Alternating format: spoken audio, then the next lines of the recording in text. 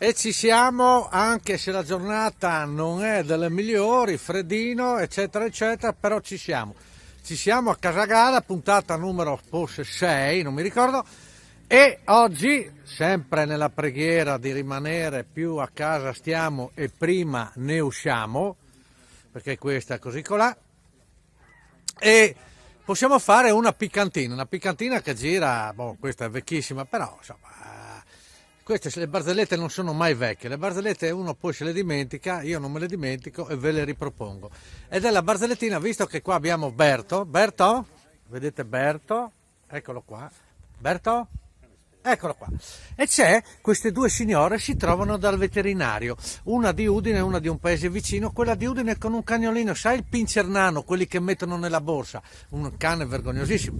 E a un certo punto in parte quest'altra signora, una ragazza, bella ragazza, con un alano, proprio sai un cane, un vedel, un cane grandissimo.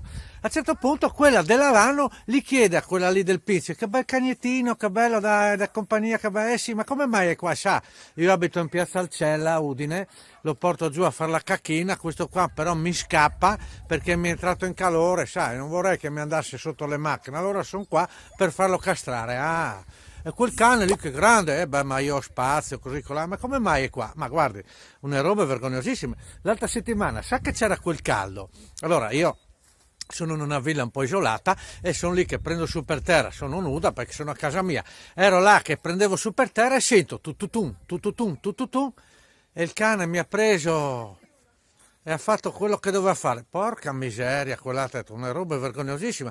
Quindi è qua per farlo castrare. No, sono qua per fargli tagliare le unghie che mi ha graffiato tutta la schiena. Signori, piccantina, ma sempre bellissima. La biretta delle 5, delle 17, sempre con voi, per voi da voi. Galax, una roba vergognosissime. Casagala. Ciao, ciao, ciao.